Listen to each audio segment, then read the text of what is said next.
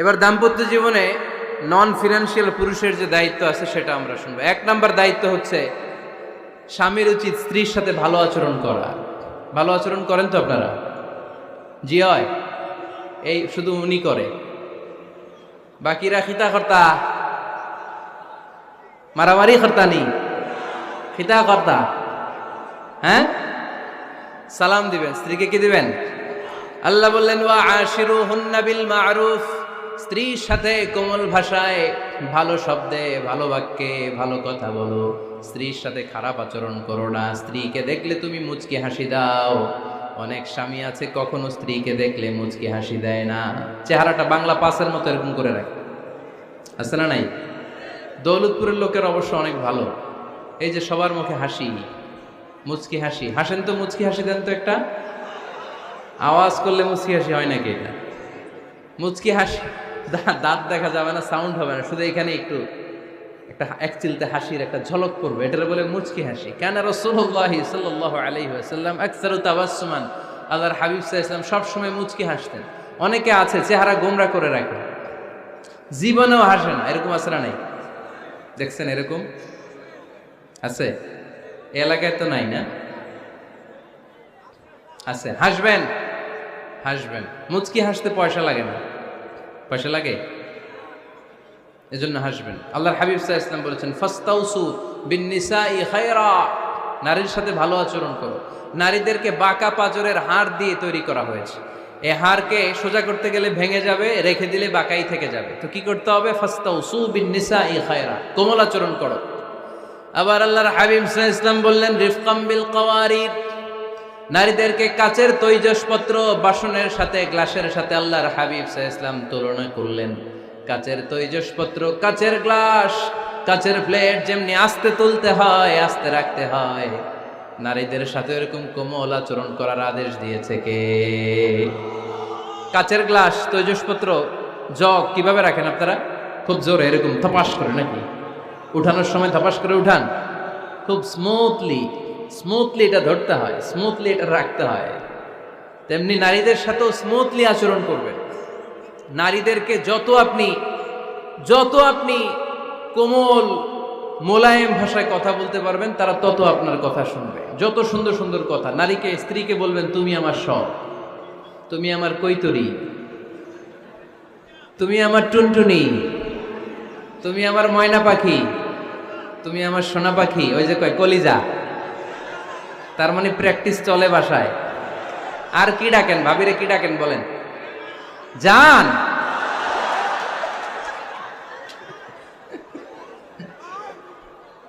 জান ডাকেন। আর ভাবি কি ডাকে আপনাদেরকে?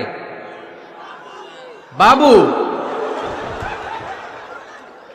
কি ডাকে? বাবু ডাকে। আর কি ডাকে? হ্যাঁ, বেবি। পোলাপান কত দুষ্ট দেখছেন, বেবি ডাকে নাকি? স্বামী স্ত্রীর মধ্যে এই সোহাগপূর্ণ, এই ভালোবাসাপূর্ণ এই ডাকাডাকিতে কোনো গুনাহ নাই, আছে সওয়াব। এগুলো দাম্পত্য জীবনকে সুখময় করে, ঠিক কি না? তাহলে স্ত্রীদের সাথে কোমল আচরণ করতে হবে, এক নাম্বার দায়িত্ব। দুই নাম্বার দায়িত্ব, স্ত্রীর সেক্সুয়াল ডিজায়ারকে ফুলফিল করতে হবে। সেন্সিটিভ, যেগুলো ব্যাখ্যা করে বোঝানো কঠিন। আপনারা বুঝবেন যারা ম্যাচিউরড, মোর দেন 18 ইয়ার্স, যারা 18+ যাদের বয়স, সেক্সুয়াল ডিজায়ার ফুলফিল করা হাদিসে এসেছে, এটা স্বামীর দায়িত্ব। ফিজিক্যাল ইন্টিমেসির সময় নিজের ডিজায়ার ফুলফিল হলেই কুইট না করা, সময় দেয়া, এটা আবশ্যক। এই বিষয়েও প্রত্যেক স্বামীর খেয়াল রাখা দরকার। সংক্ষেপে শেষ করে দিলাম। 3 নাম্বার, স্ত্রীর ব্যক্তিগত বৈধ কাজে স্বাধীনতা দিতে হবে স্বামীর। অনেক স্বামী এই ছোট্ট বিষয় নিয়ে মারামারি লাগায় ফেলে ঘরে। স্ত্রীর ব্যক্তিগত বৈধ যে চয়েস, এটাতে আপনি স্বাধীনতা দিবেন। স্ত্রীর মনে চায় রান্নাবান্না শিখতে, আপনি বললেন তুমি কম্পিউটার শিখো, কিলাকিলি আছে না নাই? স্ত্রীর মনে চায় কাঁথা সেলাই শিখতে, নকশি কাঁথা, আপনি বললেন না তুমি ল্যাঙ্গুয়েজ শিখো, ঝামেলা আছে না নাই? না, আপনার স্ত্রী আর একটা ইন্ডিভিজুয়াল, প্রত্যেকের আলাদা ব্যক্তিগত রুচি, চাহিদা, মতামতের গুরুত্ব আছে না নাই? এজন্য প্রত্যেক স্বামীর উচিত স্ত্রীর বৈধ ব্যক্তিগত যে কাজ, অবৈধগুলা না। আবার স্ত্রী বলল যে জি বাংলা দেখবো, তুমি একটা টিভি নিয়ে আসো, আনা যাবে? কথা বলেন। স্ত্রী বলল চলো পহেলা বৈশাখে আমরা নাচানাচি করব তুমি আর আমি মিলে, এটা মানা যাবে না। স্ত্রীর ব্যক্তিগত বৈধ কাজের স্বাধীনতা দেয়া। আম্মা জান আয়েশা রাদিয়াল্লাহু তাআলা আনহা বলেন, ওয়া কানা লি সাওয়াহিবু ইয়ালআবনা মাই, বুখারীর বর্ণনা। আমি যখন আল্লাহর হাবিব সাল্লাল্লাহু আলাইহি ওয়াসাল্লামের বাড়িতে বউ হয়ে আসলাম, আমার কিছু খেলার সাথী ছিল। আমি কাপড় দিয়ে পুতুল বানাতাম আর ঘোড়া বানাতাম, এগুলো দিয়ে খেলতাম। আমার সাথীরা আসলে রাসূল সাল্লাল্লাহু আলাইহি ওয়াসাল্লাম ঘরের পর্দা নামিয়ে দিয়ে আমার জন্য ঘরটা ছেড়ে দিত। সুবহানাল্লাহ কইতে পারলেন না? আল্লাহর হাবিব সাল্লাল্লাহু আলাইহি ওয়াসাল্লাম কখনো বলতেন না আয়েশা তোমার বান্ধবীরা যেন ঘরে না আসে, কখনো বলতেন না আয়েশা আমি নবী মানুষ, তুমি নবীর বউ, তুমি কেন পুতুল দিয়ে খেলো, তুমি যেন কাপড় দিয়ে পুতুল বানাও, কেন ঘোড়া বানাও, এগুলো বন্ধ করো। কোনদিন বিশ্বনবী আম্মা জান আয়েশা রাদিয়াল্লাহু তাআলা আনহার পুতুল খেলায় বাধা দেন নাই, সাথীদের সাথে খেলাধুলায় কখনো বাধা দেন নাই। সুবহানাল্লাহ পড়েন। ছোট্ট মেয়েদের জন্য কাপড়ের পুতুল দিয়ে খেলাধুলা করা এটা জায়েজ, কারণ ছোট্ট মেয়েরা দেখবেন পুতুল বানায়, এটারে দুধ খাওয়ায়, এটার জন্য রান্না করে, এটার গোসল করায়। এটাকে ছোট্ট মেয়েদের জন্য পুতুল খেলা জায়েজ রাখা হয়েছে এজন্য, কারণ তারাই কিছুদিন হবে এই প্রজন্মের মা। তাদের সন্তানদেরকে কেমন করে লালন পালন করবে তার একটা প্র্যাকটিস খেলার ছলেই ছোটবেলায় হয়ে যায়। সুবহানাল্লাহ পড়েন। এজন্য 3 নাম্বার দায়িত্ব স্ত্রীর ব্যক্তিগত হালাল যে কাজগুলো আছে তার ব্যক্তিগত এই ভালো কাজগুলোতে আপনার স্বাধীনতা দিতে হবে, বাধা দেয়া যাবে না। 4 নাম্বার দায়িত্ব স্ত্রীর প্রশংসা করবেন। কি করবেন? প্রশংসা। আমরা খালি দোষ খুঁজি, তোমার রান্না ভালো না, তোমার চেহারা ভালো না, তোমার বাপ ভালো না, তোর মা ভালো না, তোর 14 গোষ্ঠী খারাপ, আছে না নাই? তো এই বেডি আপনার ভালোবাসবে? এই বেডি তো আজীবন আপনার বদনাম করবে, ঠিক কি না? কোনোদিন তারে আপনি প্রশংসা করলেন না, প্রশংসা করবেন। স্ত্রীর চেহারার প্রশংসা করেন, যে তুমি সুন্দর, তুমি সুন্দরী, এরকম বলেন, খুশি হবে না? হ্যাঁ, তুমি সুন্দর তাই চেয়ে থাকি, সে কি মোর অপরাধ? কোনো অপরাধ নাই, ইচ্ছা মতো গাইতে থাকেন স্ত্রীর শানে গান, সব আছে না নাই? তবে শুধু স্ত্রীকে শোনানো যাবে, ভাবিরে শোনানো যাবে, শালীরে শোনানো যাবে, পাশের বাড়ির কাউরে শোনানো যাবে? দেখেন ইসলাম কত চেক এন্ড ব্যালেন্স। স্ত্রীকে আপনি গান শোনান, কোনো গুনাহ নাই, আছে শুধু সওয়াব। তাহলে 4 নম্বর পয়েন্ট হচ্ছে এপ্রিসিয়েশন। সারাদিন এই মহিলাটা ফজরের পর থেকে উঠে ঘর গোছায়, মশারিগুলো খোলে, বিছানা পরিষ্কার করে, বাচ্চাদেরকে ক্লিন করে, স্কুলের টিফিন রেডি করে দেয়, বাচ্চাদেরকে স্কুলে যেতে দেয়, আপনার জন্য খাবার রেডি করে, কাপড় ধোয়, ঘরের সবাইকে দেখভাল করে। একদিনও আপনি তার এপ্রিসিয়েশন করলেন? এরকম ডাকাইত স্বামী আছে না নাই? দৌলতপুরে নাই, এখানে সব ভালো। এপ্রিসিয়েট করবেন। আমরা ভুলে যাই, একটা থ্যাঙ্কস দিতে ভুলে যাই, একটা জাযাকিল্লাহ, আল্লাহ তোমাকে জাযা দেখ, এটাও বলি না। এদিকে তাকান, বলবেন তুমি সুন্দরী, তুমি অনন্যা, তুমি সুস্নিগ্ধা, তুমি প্রিয়ংবদা, তুমি সুহাসিনী, তুমি সুকেশিনী, তুমি সুভাষিনী, তুমি অসূর্যম পোষ্যা, মেঘে কালো কেশ, কাজল কালো চুল, হরিণের মতো ডাগর ডাগর দুটি তোমার চোখ। আহা হা হা, যে পোলাপাইন খুশি হয়ে গেছে। আহা হা, ওরা মুখস্থ রাখতেছে, বলবে এগুলা, বিয়ে করে নাই কিন্তু এখনো। তো জায়গা মতো বলবা, গার্লফ্রেন্ডে বলো না। আবার কাকে বলবা? স্ত্রীকে।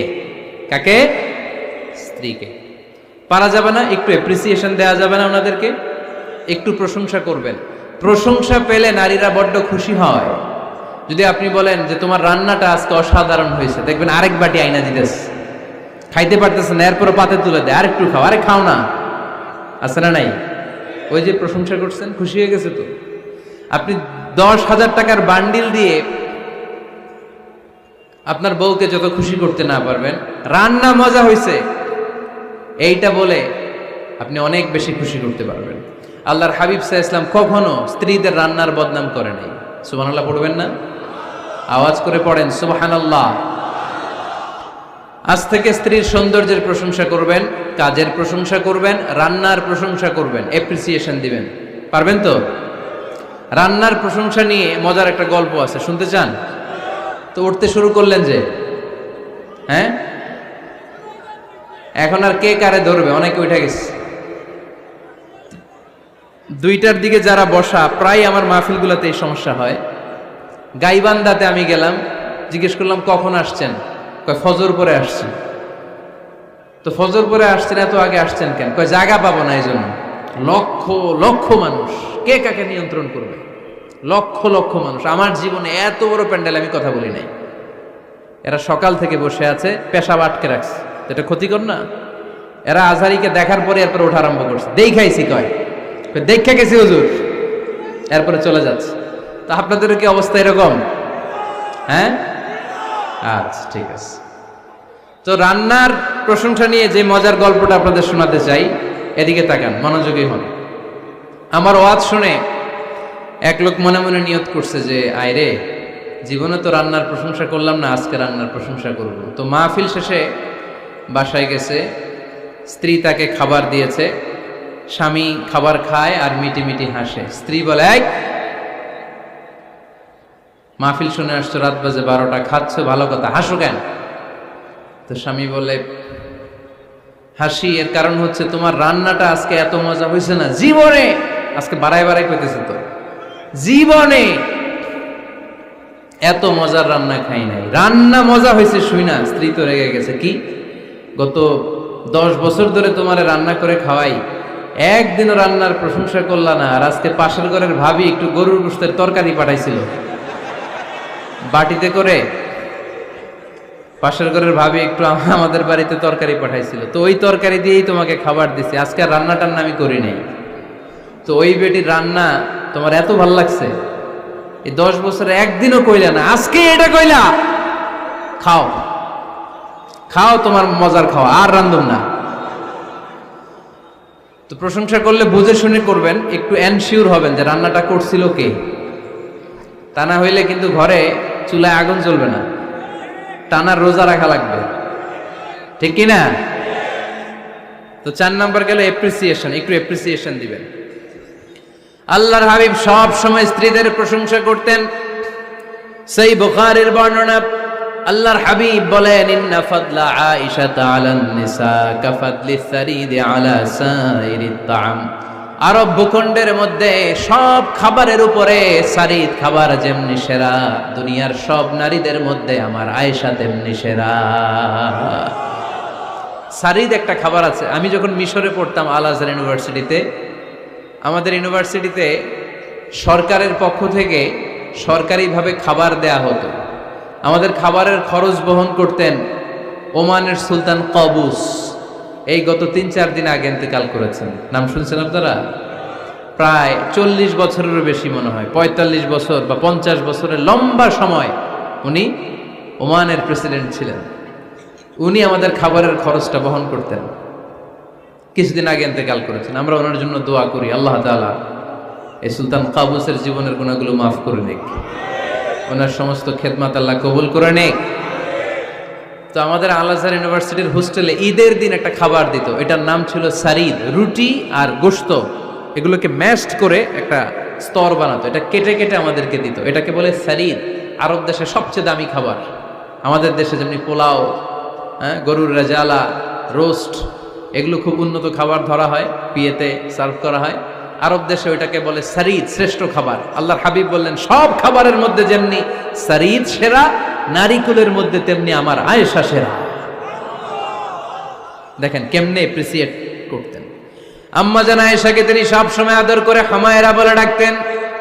হামায়রা মানে লাল সুন্দরী বউ। কি সুন্দরী? আম্মা জান আয়েশা রেগে গেলে গাল দুটো আনার ফলের মতো লাল হয়ে যেত, এজন্য ডাকতেন, ও আমার লাল সুন্দরী বউ। সুবহানাল্লাহ কইতে পারলেন না? আবার আম্মাজান খাদিজাতুল কুবরা তাহেরা রাদিয়াল্লাহু তাআলা আনহার ব্যাপারে বলতেন, ইন্নী ক্বাদ রুজিকতু হুব্বাহা।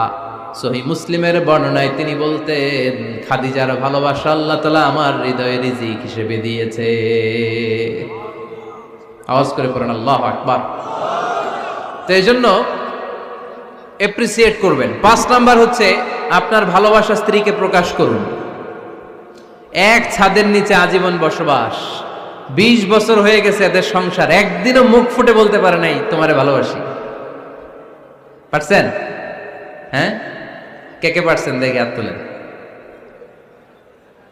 হাত অর্ধেক তুলে আবার নামায়, ভেজাল আছে, ঠিক কিনা? ভালোবাসি বলছিলেন?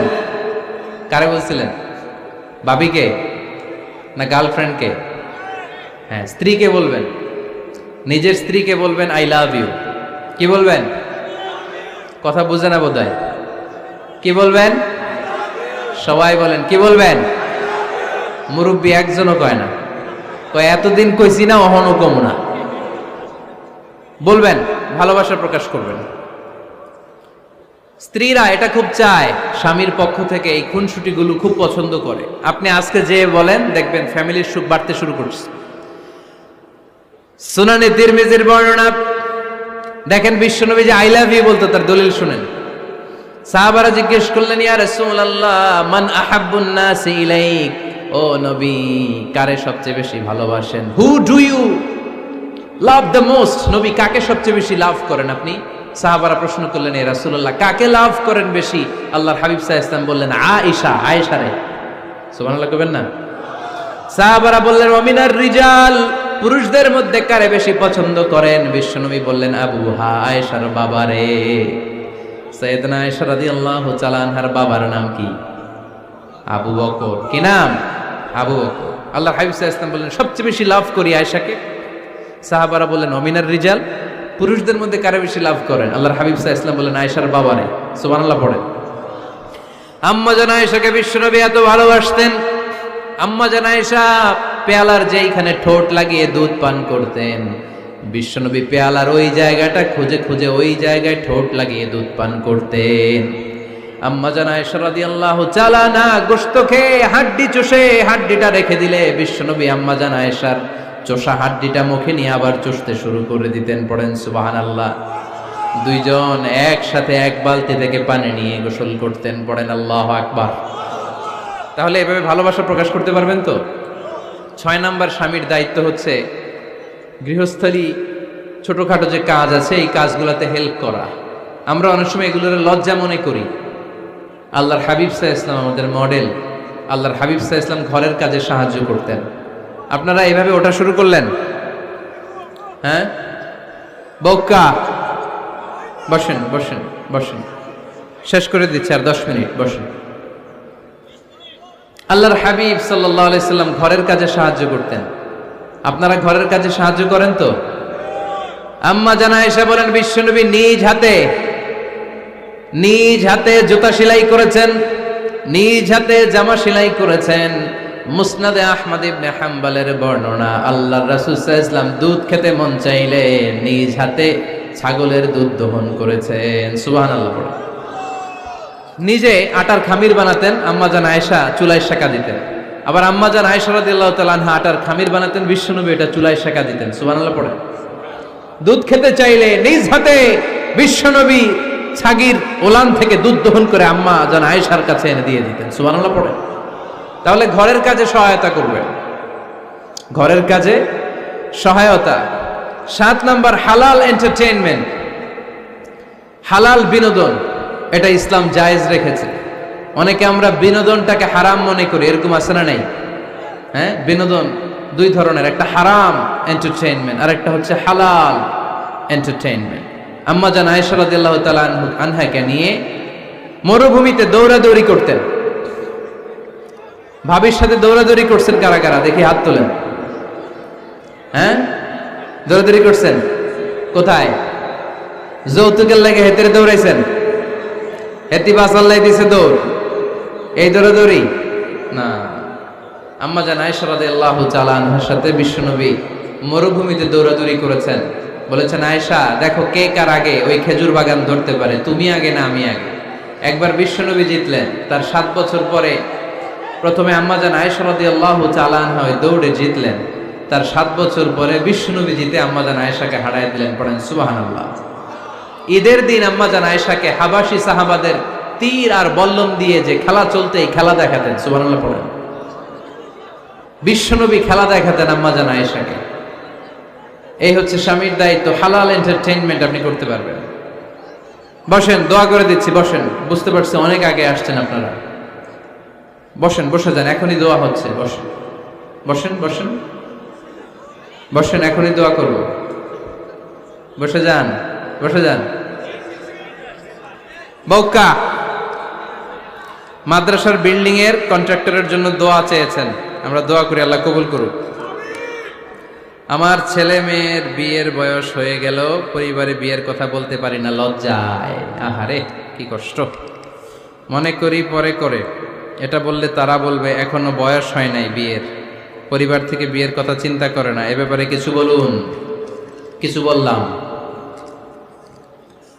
এই সমস্যা পুরো বাংলাদেশের। ছেলে মেয়েদেরকে সময় মতো বিয়ে দেয় না। ইউটিউবে এই নিয়ে আমার কথাবার্তা পাবেন, শুনে নিয়ে। ছেলের বাবা মেয়ের বাবাদেরকে বলি, ছেলে মেয়েরা উপযুক্ত হলে বিয়ে দিয়ে দেন। বিয়ে না দিলে যৌবনের তাড়নায় যত পাপ করবে, এই পাপগুলো মা বাবার কাঁধেও আছড়া নাই। আচ্ছা, 8 নাম্বার স্বামীর দায়িত্ব হচ্ছে, স্বামীর দায়িত্ব বলেই এখন দোয়া। স্ত্রীর মতামতের গুরুত্ব দিবেন। অনেক স্বামী আছে বাজার করতে গেলে নিজের যেটা মন চায় ওইটাই কিনে, আছড়া নাই।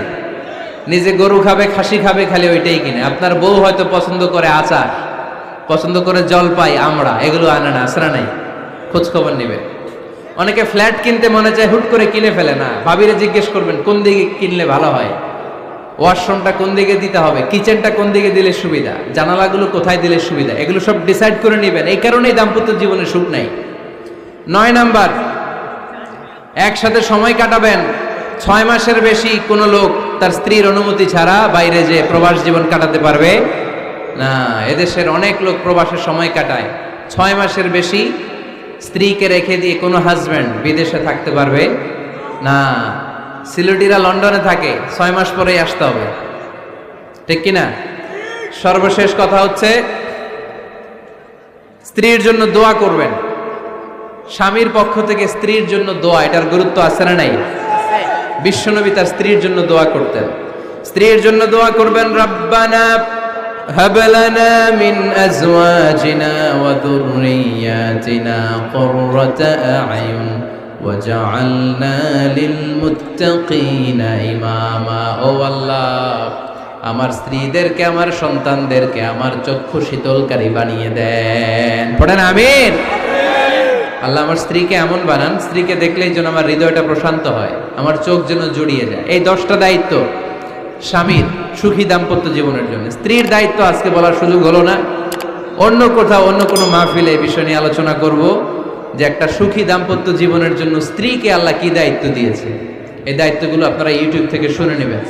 আপনারা সবাই ভালো থাকুন, সুস্থ থাকুন, সুন্দর থাকুন। আমাদের প্রত্যেকের দাম্পত্য জীবন হোক সুখকর, সুন্দর, আনন্দময়। ওমা আলাইনা ইল্লাল বালাগ। আসসালামু আলাইকুম ওয়া রাহমাতুল্লাহি ওয়া বারাকাতুহু।